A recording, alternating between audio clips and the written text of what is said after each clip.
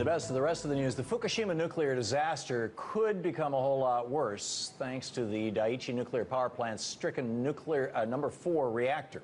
While there's no fuel in the core of the number 4 reactor, there's a spent fuel pool teetering up 5 floors above the floor, above the ground in that reactor.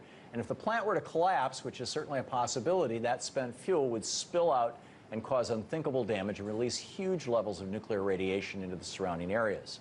So what is TEPCO, the company that runs it, doing to prevent a complete collapse of reactor number 4?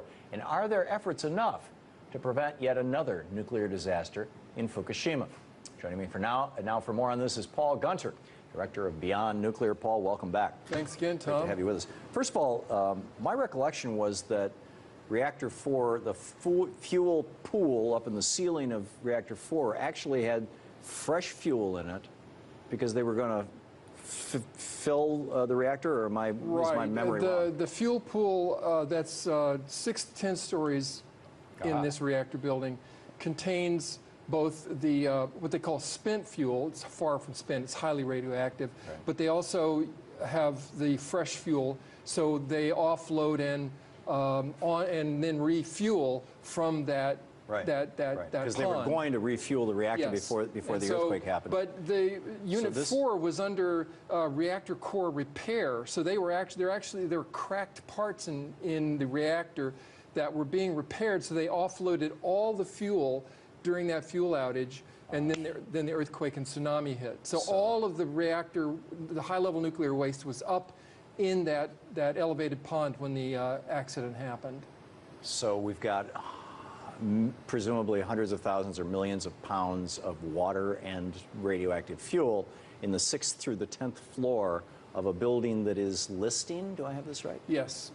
And the Tokyo Electric Power Company has been performing efforts to shore up the building, but we remain concerned that the structure of this supporting the fuel pool is damaged, and that another severe earthquake could cause this whole thing to fall over, even despite the shoring up that the company's done right now. And it's a big concern because Tokyo Electric Power Company has already shown that it's incompetent and can't be trusted. They've been disclosed to have falsified reports about these reactors themselves, Fukushima Daiichi.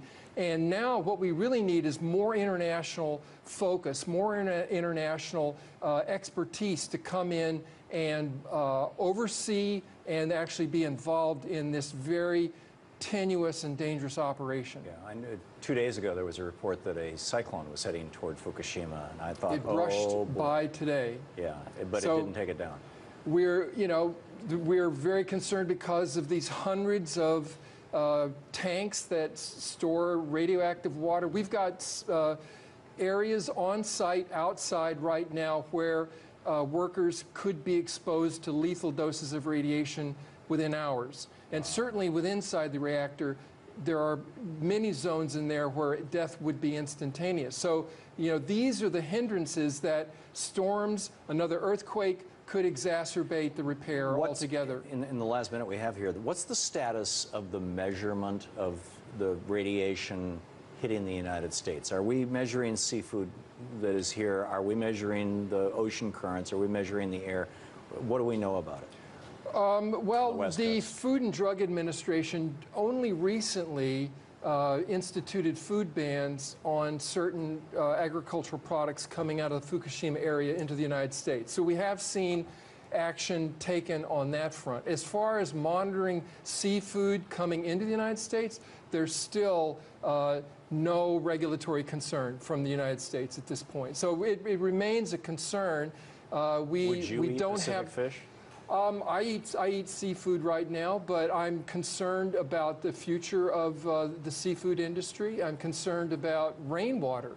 Yeah. There are many concerns, but clearly the main concern is that the monitoring effort, our vigilance, should be stepped up. Yeah, absolutely. Paul, thanks so much. Thanks so much. No nukes. Yeah, no nukes. BeyondNuclear.org.